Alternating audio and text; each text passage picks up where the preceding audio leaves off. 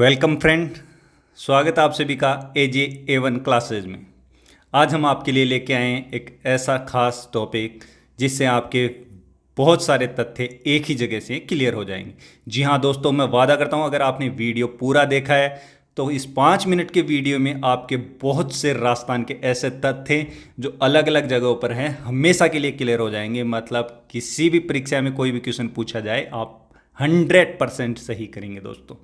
तो दोस्तों शुरुआत करते हैं आज की इस अजब गजब टॉपिक की।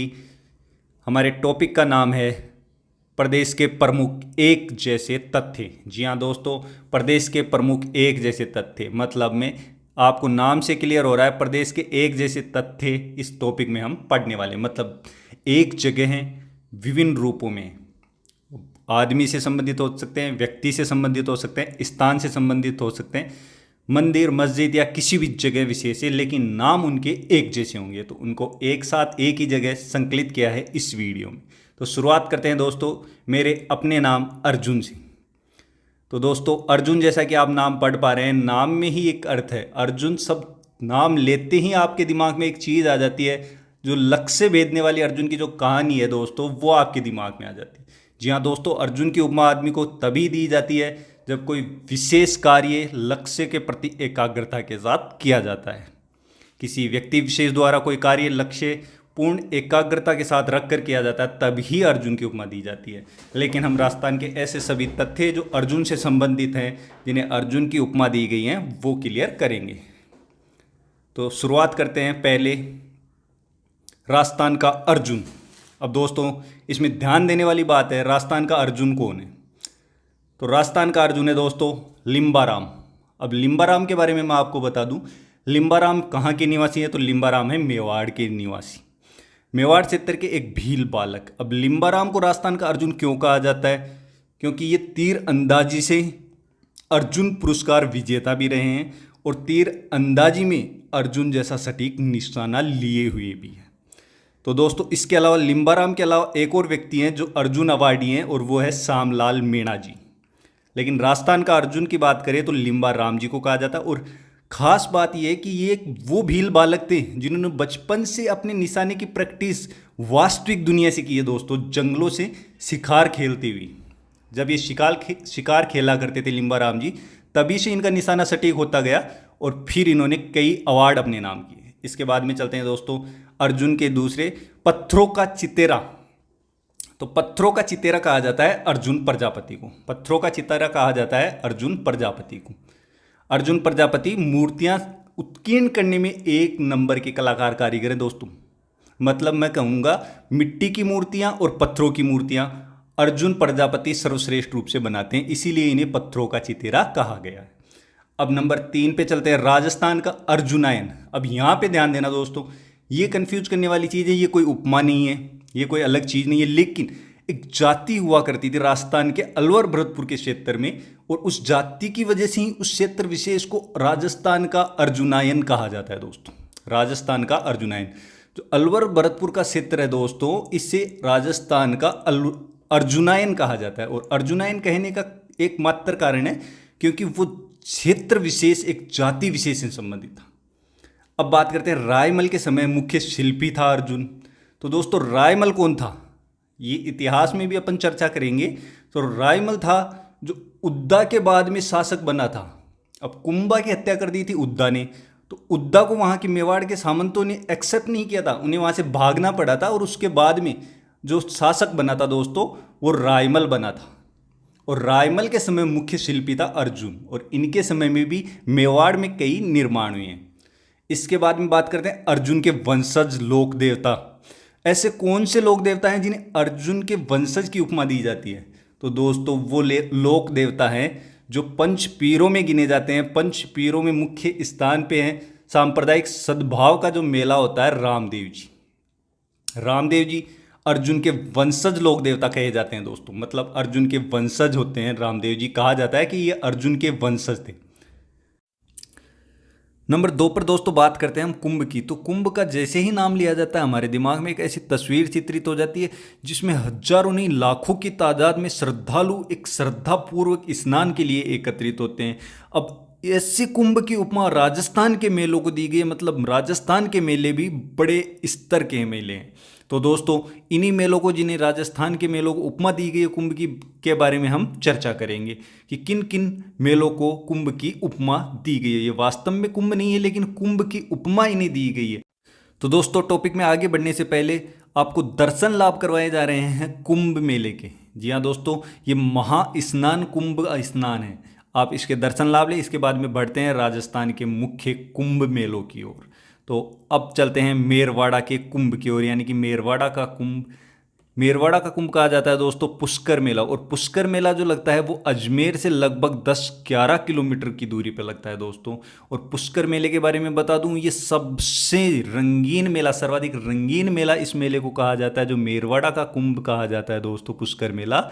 इसे सर्वाधिक रंगीन मेला भी कहा जाता है। सर्वाधिक ऊंट बिक्री वाला मेला भी यही मेला है, पुष्कर मेला ही है दोस्तों। और सर्वाधिक विदेशी पर्यटक भी इसी मेरवाड़ा के कुंभ में आते हैं दोस्तों। और एक और चीज़ है दोस्तों, दीपदान की परंपरा भी यहाँ है। दीपदान की परंपरा भी यहाँ है। सर्वाधिक ऊँटों की बिक्री भी यहाँ होती है। सर्वाधिक रंगीन मेला भी है। सर्वाधिक विदेशी पर्यटक भी आते हैं। इसके बाद में नंबर 2 कुंभ की बात करें तो मारवाड़ का कुंभ। अब मारवाड़ के कुंभ के बारे में बता दूं दोस्तों, मारवाड़ का कुंभ है बाबा रामदेव जी का मेला। बाबा रामदेव जी का जो मेला है दोस्तों वो है रूणेचा गांव जैसलमेर में। अब रूणेचा गांव जैसलमेर में बाबा रामदेव जी का मेला है। लेकिन इनका जन्म की बात करें तो जन्म हुआ है इनका उड़का सुमेर गाँव, शिव तहसील बाड़मेर में। जबकि मेला बढ़ता है रूणेचा गाँव जैसलमेर में, राम सरोवर के पास रूणेचा गाँव जैसलमेर में।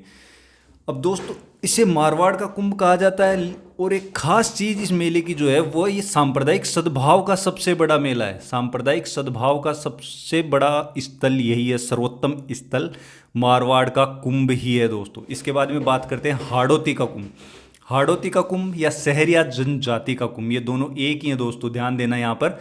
हाड़ौती का कुंभ या सहरिया जनजाति, यहीं पे याद करते चलो दोस्तों। इसके बाद में दोबारा से आपको ये वीडियो देखने की जरूरत ना होनी चाहिए। एक बार जो वीडियो देखो तो ऐसे तरीके से याद कर लो इसको कि दोबारा आपको ये वीडियो देखना न पड़े। अब इसमें बात करते हैं हाड़ौती का कुंभ या सहरिया जनजाति का कुंभ। दोस्तों दोनों एक ही चीज़ हैं।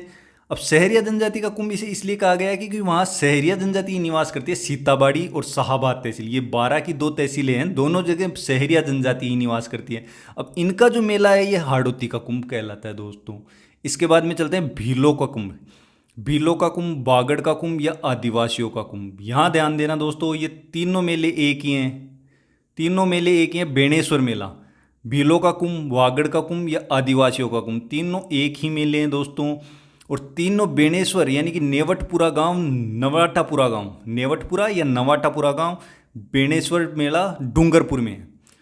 यहाँ दोस्तों ये जो शिवलिंग है ये खंडित शिवलिंग है। खंडित शिवलिंग की पूजा होती है। एकमात्र मेला जहाँ खंडित शिवलिंग की पूजा होती है। और ये शिवलिंग है स्वयंभू है, यानी कि जमीन से निकला हुआ है शिवलिंग है दोस्तों। और इस मेले पर प्रकाश डालने का श्रेय जाता है हरिदेव जोशी सरकार को। हरिदेव जोशी सरकार जिन्होंने 1987 में संभागीय व्यवस्था पुनः प्रारंभ की। तो दोस्तों तीनों मेले एग्जाम दृष्टि से इंपॉर्टेंट है, याद कर ले। भीलों का कुंभ, वागड़ का कुंभ और आदिवासियों का कुंभ। इसके बाद में चलते हैं राजस्थान का मरु कुंभ। राजस्थान का जो मरु कुंभ है इसे लघु कुंभ या अर्ध कुंभ की संज्ञा दी गई है दोस्तों। ये मेला 4 वर्ष में एक बार बनने वाला मेला है। इसे राजस्थान का मरु कुंभ, राजस्थान का लघु कुंभ या राजस्थान का अर्ध कुंभ की संज्ञा दी गई है। ये सुइया मेला है दोस्तों। और सुइया मेला लगता है चौहटन गांव बाड़मेर में। चौहटन गांव बाड़मेर में दोस्तों।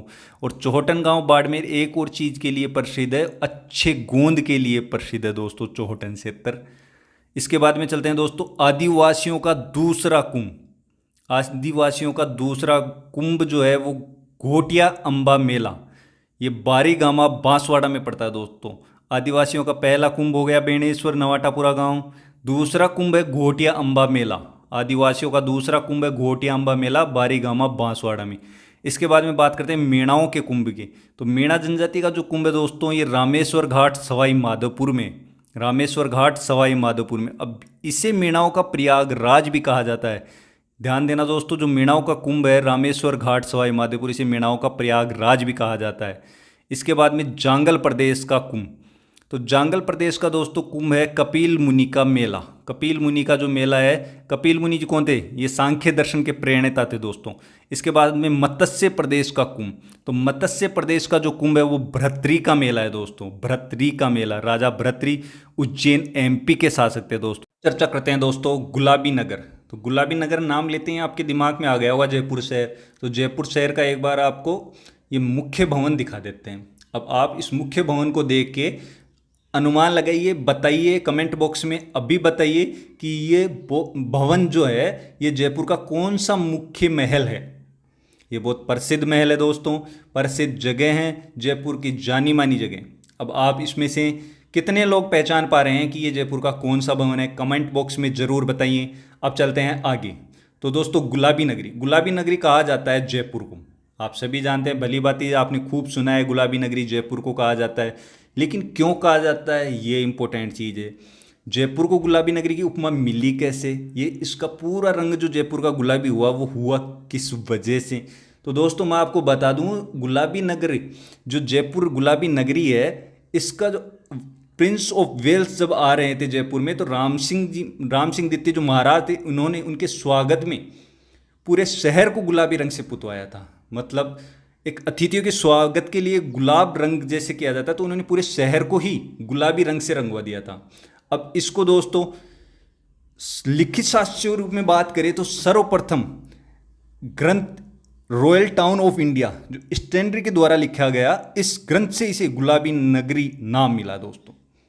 दोबारा समझना, रॉयल टाउन ऑफ इंडिया जो स्टैनली के द्वारा लिखा गया ग्रंथ है, इस ग्रंथ के द्वारा सर्वप्रथम जयपुर को गुलाबी नगरी नाम मिला है दोस्तों। अब चलते हैं गुलाबों की नगरी पुष्कर अजमेर। तो गुलाबों की नगरी दोस्तों पुष्कर अजमेर। यहाँ पुष्कर में ध्यान देना, यहाँ सर्वाधिक फूल पुष्प होते हैं। सर्वाधिक पुष्प की बात करें तो कहाँ होते हैं? पुष्कर अजमेर में। लेकिन पुष्कर अजमेर के लिए मैं दोस्तों आपको बता दूं, अगर चेती दशमक के फूल की बात करें तो वो होते हैं खमनोर राजसमंद में। अगर गुलाबों की नगरी के बारे में बात करें तो वो है दोस्तों पुष्कर अजमेर। रेगिस्तान का गुलाब, रेगिस्तान में एक अलग ही खिलता हुआ गुलाब की बात करें, ये एक उपमा ही है दोस्तों। रेगिस्तान का गुलाब तो ये कहा जाएगा आपके जैसलमेर शहर को। ये चीज़ें ही आपको एक बार में याद हो जानी चाहिए। रेगिस्तान का गुलाब जैसलमेर, गुलाबों की नगरी पुष्कर अजमेर, गुलाबी नगरी जयपुर। अब जो लास्ट है दोस्तों ये बड़ी इंपॉर्टेंट है। यहाँ से आपका जो टॉपिक है वो आज हम यहीं ख़त्म करेंगे, लेकिन इस प्रसिद्ध नृत्यांगना गुलाबों के बारे में जानकर। तो दोस्तों गुलाबों के बारे में मैं आपको बता दूं, गुलाबों का जन्म हुआ था एक कालबेलियाई नृत्यांगना कालबेलियाई सपेरा परिवार में। ये जब पैदा हुई तो इनके पूर्व में 3 बहनें और थीं। ध्यान देना दोस्तों, जब गुलाबों पैदा हुई तो इन्हें जन्म के 1 घंटे बाद ही दफना दिया गया था। इससे बड़ी विडंबना समाज में और क्या हो सकती है। इस प्रसिद्ध नृत्यांगना के बारे में दोस्तों ये सच्चाई दुनिया के सामने स्वयं गुलाबों ने रखी है। स्वयं गुलाबों ने बिग बॉस के कॉन्टेस्ट नंबर 12 के रूप में बिग बॉस में हिस्सा लिया और वहाँ पर ये सब चीज़ें कि किस प्रकार से उन्हें उन्हीं के परिवार जनों द्वारा दफना दिया गया था, ये सच्चाई स्वीकार की गई। तो दोस्तों हमें अभी स्वीकार करने की ज़रूरत है कि इस समय में हमारे समाज में है जो लड़कियों की स्थिति अभी भी दयनीय है। आप सभी को, हम सभी को इस और ज़्यादा ध्यान देने की ज़रूरत है। आज के इस टॉपिक को यहीं ख़त्म करते हैं दोस्तों। उम्मीद करता हूँ, आशा करता हूँ तथ्य संकलन का ये छोटा सा प्रयास आप सभी को पसंद आया होगा। अगर पसंद आया हो तो वीडियो को लाइक करें, चैनल को सब्सक्राइब करें। स्वच्छ रहें दोस्तों, स्वस्थ रहें। जय हिंद, जय भारत दोस्तों।